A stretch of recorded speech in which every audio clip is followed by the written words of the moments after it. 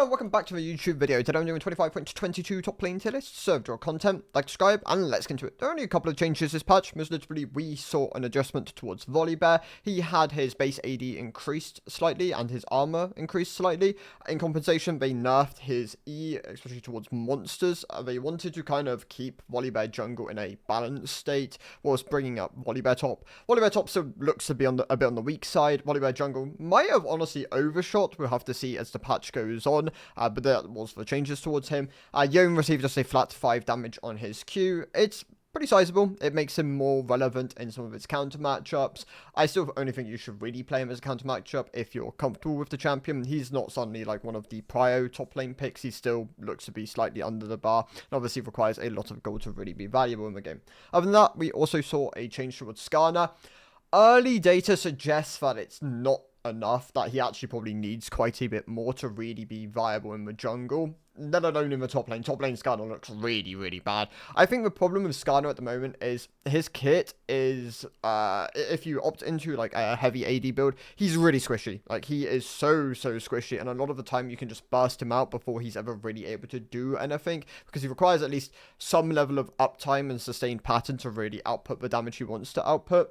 And unless he's like really busty, he just isn't really that good of an option. Tank Skarner looks to still be, I mean, it's still probably the way to play him, like the Heartsteel, Sterox, Unending, Overlords kind of variation, but that still doesn't look great. Overall, Skarner top looks to be, I would say, basically unviable still. Skarner jungle looks to be bad, like pretty much almost unviable. Like, I wouldn't really recommend playing the champion. I do think they might hotfix buff in this patch. There's always that as a consideration, but if they don't, then you should just avoid the champion for the moment. The other change is Biscuits got slightly nerfed, and as like kind of the switch up in the inspiration tree, they buffed Triple Tonic, which is nice. I think it's a good interactive rune, and certain top laners really do benefit from that. And they also buffed Cashback, making it, I think, an actual opt-in option now. If you want to spike on like your second, your third, your fourth item a bit easier, I think this can definitely be a way to kind of power through those. You still want like magical footwear if you are, I imagine, playing that second item swipe, because obviously you are basically circumventing 300 gold through the boots, so that is still going to be the comparison you're making between the two. Let's get into it. D tier going to consist of the same champions, including Skarner. Skarner will probably lose most of his play rate throughout the patch. Obviously, he sees a slight spike when he got adjusted. The changes are just too little. Like, he needs more than what he currently got, and yeah, he's going to sit within the D tier. Udyr has been left in a pretty dire spot for top lane for a while. Also a champion I just wouldn't recommend playing. Master Yi, it's just a gimmicky pick. Like, if you can snowball and get ahead of the curve, then obviously he's going to be able to output a lot of damage. But if you're not comfortable finding the lethal thresholds and with the dive angles you need to kind of like push for with the champion, then he just ends up being a pick which I'd never really recommend. And like, I mean, if people aren't giving you these like windows of punish, then he ends up just being a pretty bad option generally.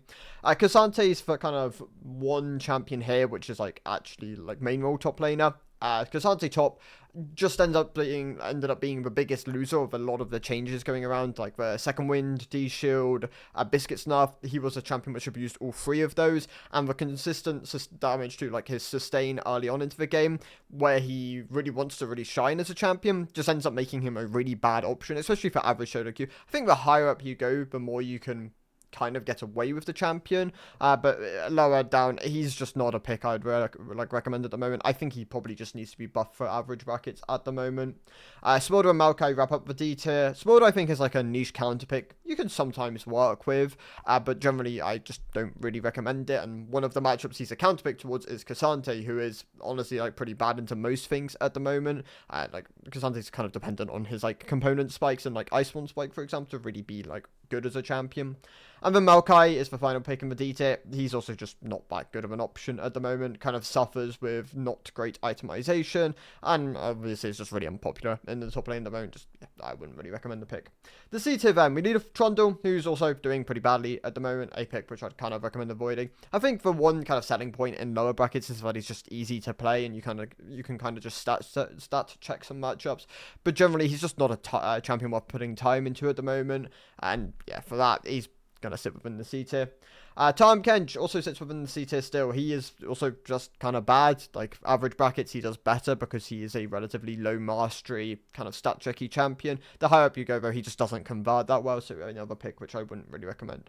Kane, I think if you understand the playstyle, he's not a terrible option. Like, you can actually make him work in certain spots. I wouldn't say he's, like, great, though. I think he is kind of dependent in, like, on certain matchups or kind of angles where you can get away with proxying maybe more than you would in certain matchups, so he is a bit more dependent on like those spots. And yeah, you have to understand like how you want to go about proxying on the champion, because that is a like core part of his gameplay pattern, and if you don't, then he ends up just being a pretty bad general top laner.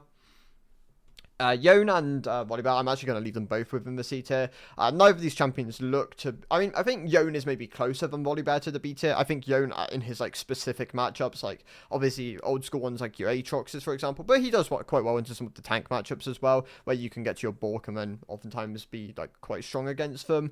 He still looks to be, like, a C-tier champion. He also requires a lot of time investment. In the case of Volibear, he just needs a bit more to really be back to kind of like his old state. He's not terrible now. Like, I think if you want to play him, then you can, but he's still a bit under the bar. And it wouldn't surprise me if they just generally buff him next patch, because I do think the changes this patch didn't really quite achieve what they wanted to.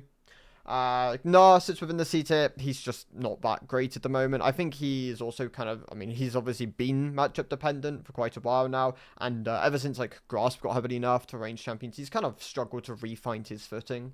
Varus is just not that great in solo queue at the moment. He's had his like general nerf. I mean, he's just had a generally large amount of nerfs because of his competitive presence, and even then he still sees playing competitive. Like, I don't think the pick is abhorrent, and honestly, like, the fact that it's kind of hard to itemize against the champion is a big strength of it. But if you ever fall behind, if you're punished by enemy jungler, if you're not in a particularly good matchup and you're not comfortable with the pick, then he's just not that good of an option at the moment, and I think you have to kind of be all of them to really make him work in his current state. Yeah, so I think it's just a counter pick. It's nice. Outside of like counter pick scenarios, he's just not really a champion I'd recommend in the top lane, and he's obviously like pretty heavily synergy bound with certain junglers and mid laners and even supports to kind of get value out of the ultimate. I love him next to Yone. It's kind of nice for the both these champions to be them.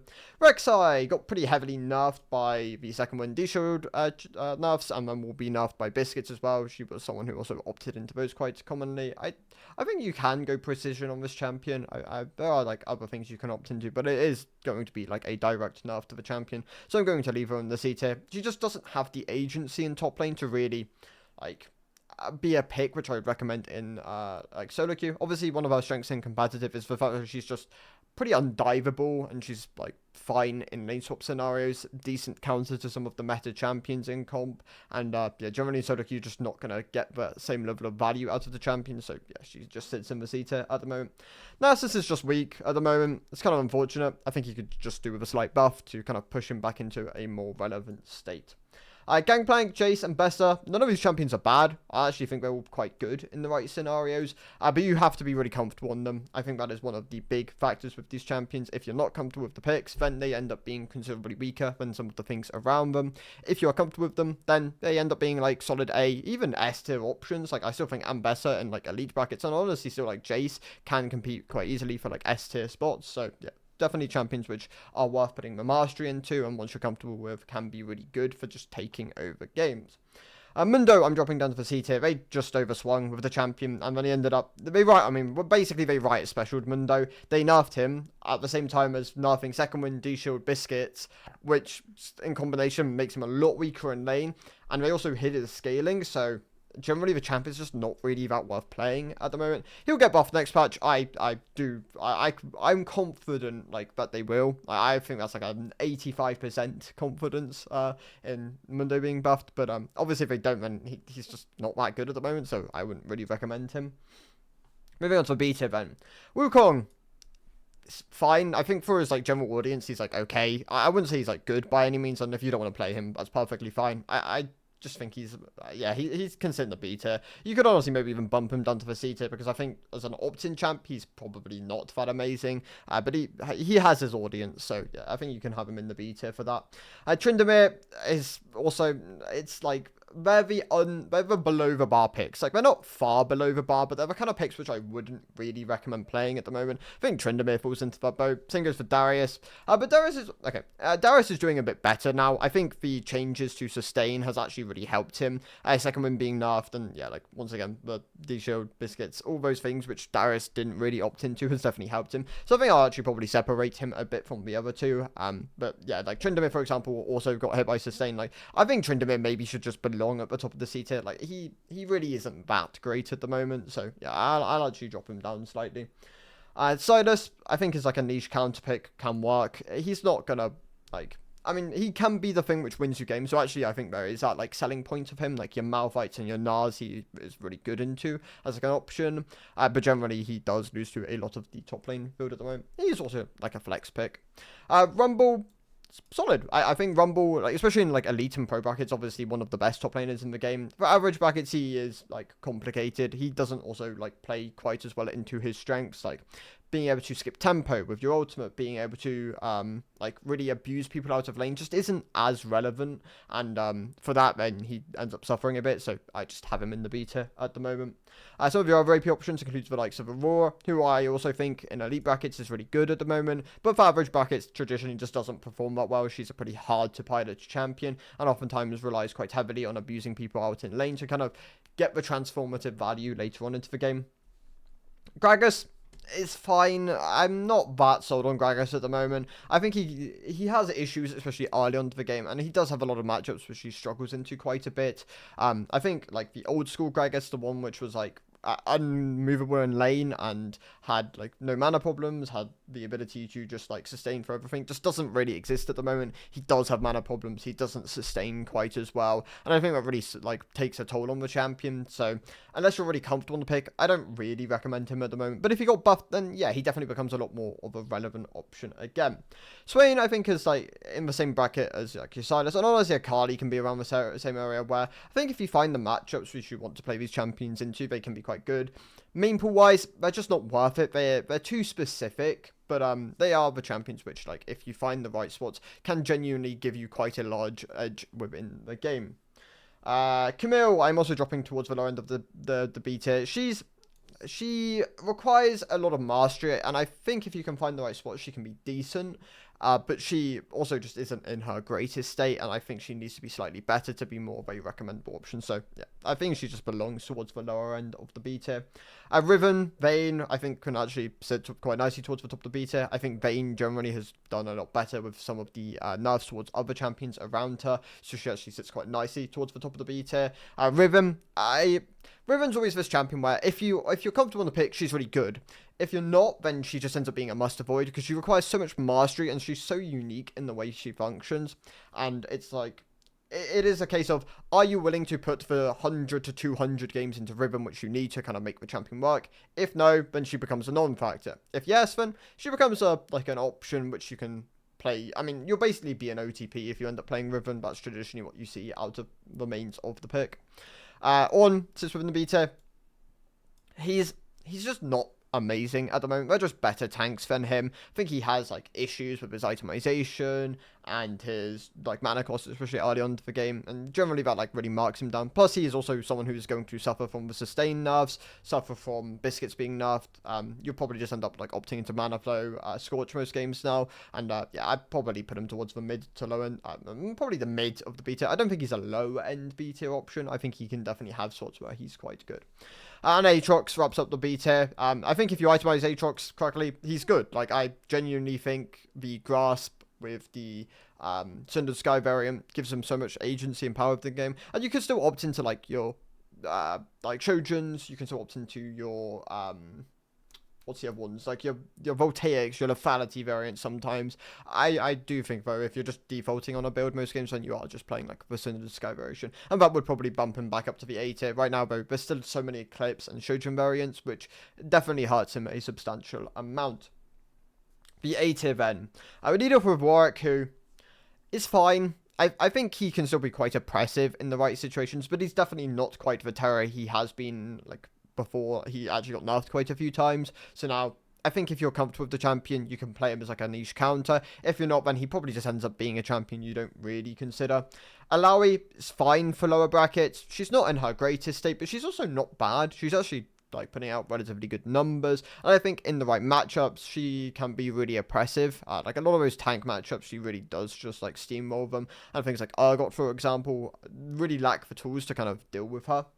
Poppy sits within the A tier. I think is like a counter pick. She's pretty solid, but she's also like Warwick, not in her greatest of states, so you've definitely siphoned a lot of power out of the champion. Not intentionally for top lane, like through sometimes like their other role, like Warwick Jungle more recently got nerfed, and that did indirectly hit top lane. Relatively hard, if anything. Like, it was scaling nerfs, which do impact solo lane a decent amount more. And yeah, Poppy to an extent has also like kind of found herself as a consequence of generally Poppy jungle and Poppy support being a bit too strong. Zach, I've noticed Alois has picked Zach up, so it's probably worth just observing that and seeing how things kind of follow. I think Zach top is pretty solid at the moment, and generally has been pretty solid for a while now.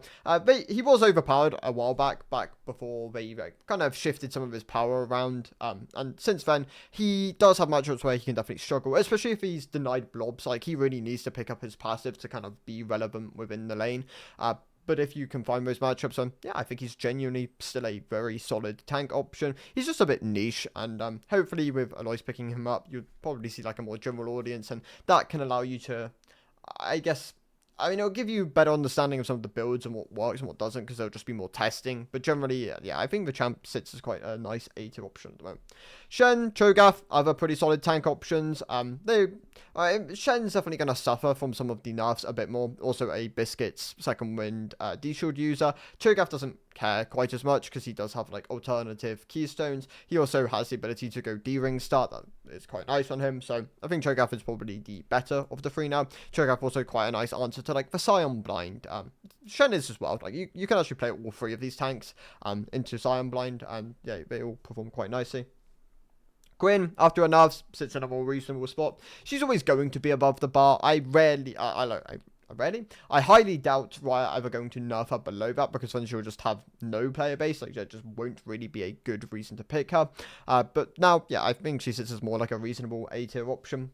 Some of your other AD options include the likes of Pantheon, which I think if you're comfortable with is a fine top lane option at the moment. I still prefer Renekton. I think Renekton generally is like my favourite jack of all trades top laner, which if you want to opt into is in a pretty solid state at the moment.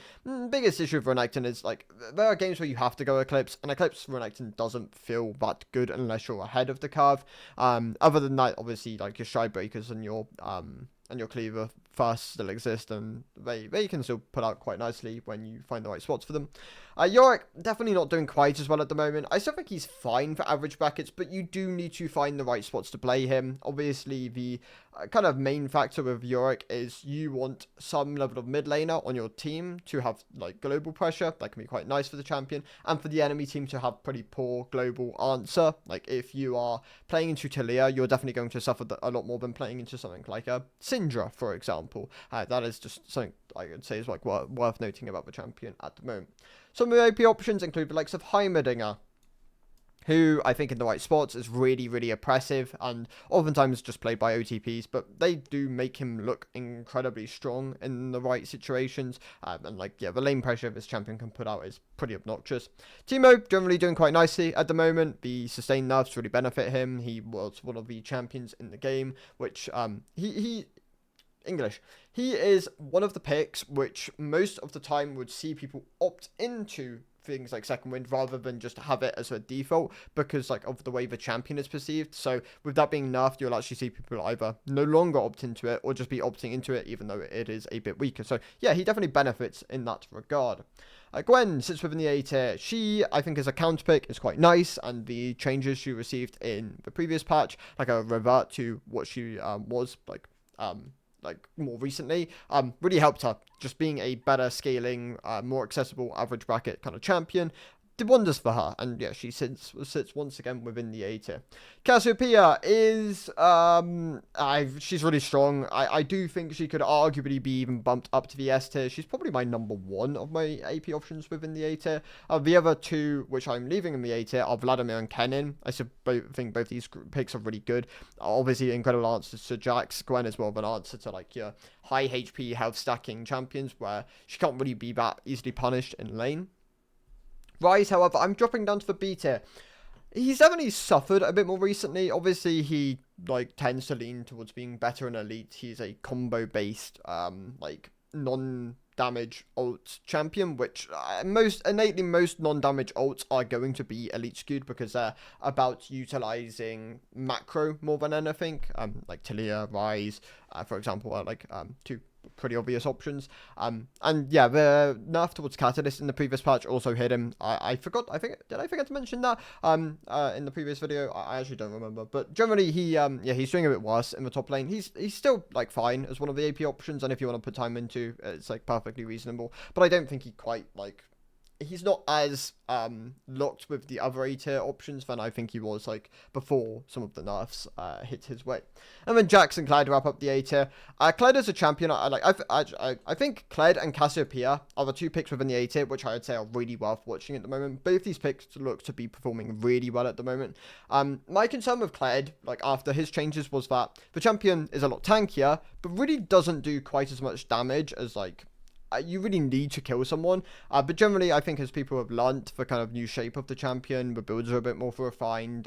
He's doing really well, and I think he works quite nicely into a decent chunk of the meta top laners and just more popular top laners. So probably a pick worth looking at if you want to like pick him up. He definitely looks like to be in a pretty strong spot. And then yeah, Cassiopeia, as I mentioned earlier, looks to be doing really well in the top lane. Is probably one of the top premier AP options which you could opt into, and like the recent buffs she received really helped her both for mid and like for top lane. So yeah, definitely something to consider in that regard. And then Jax still doing really well. I think as like a counter pick, he's really nice. He does have a lot of matchups where he can definitely struggle. Obviously Kennen's one of those examples. Not popular, but definitely something which if you run into every so often can feel I mean it's punishing for sure.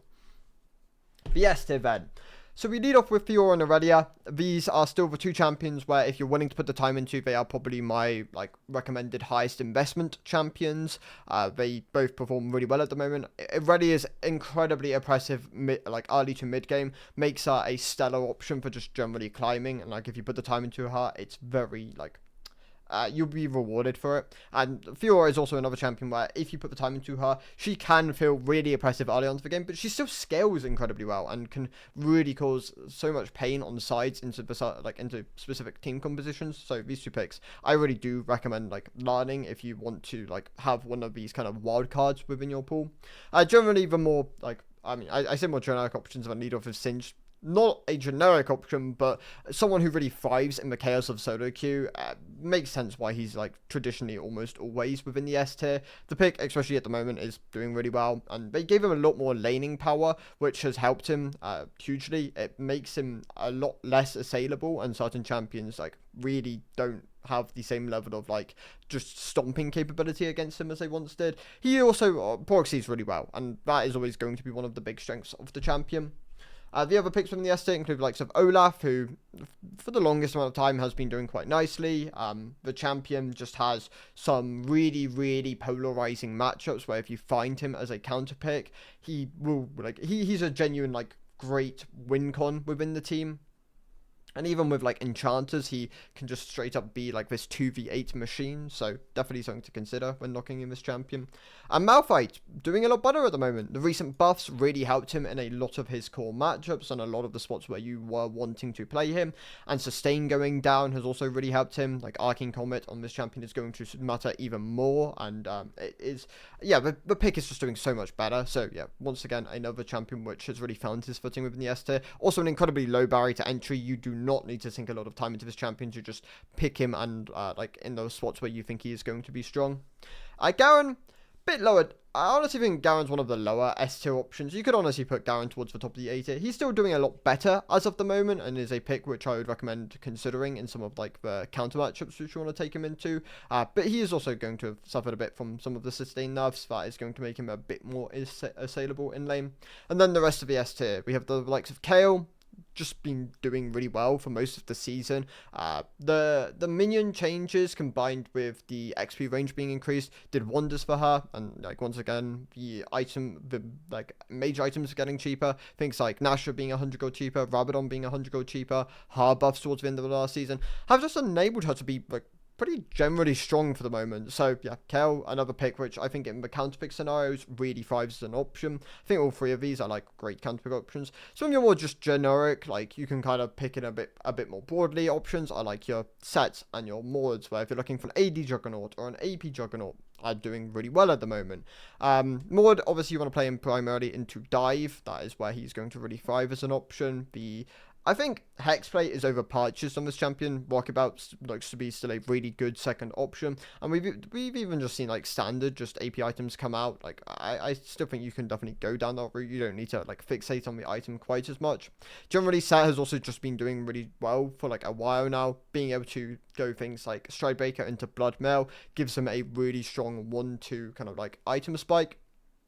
He's really oppressive in that regard.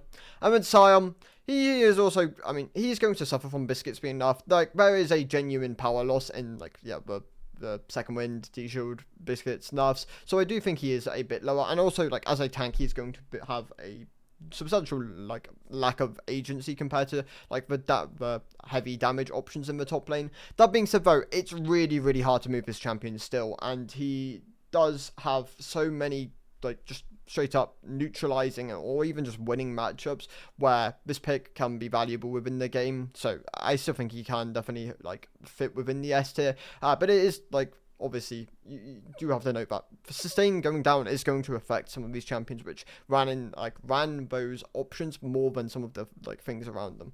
And then Urgot, well, it's funny because they actually end up buffing him again this patch. He was one of the few, like very few top laners in the game which runs Bloodline, and it was a very small buff, but it's nice and it is going to benefit the champion. And then Triple Tonic being buffed, like you can opt into Triple Tonic in a lot of the matchups where you either want to rush T2 boots or you just value having that extra point in Q. It's really good, and genuinely recommend like massively like learning this champion. I think the one condition I would avoid is playing him into heavy range compositions, and other than that you're good to go. I think this pick is so good in so many scenarios, especially in mid to low brackets. I think the higher up you go, some of your more specific lane counters really catch up to you and can make your life really difficult, but in lower brackets you should be playing this. Like, he is the definitive probably number one top laner at the moment, and he really shines anything below like diamond for sure. So yeah, those are my thoughts. Thank you guys for watching. I'll see you in the next one. Goodbye.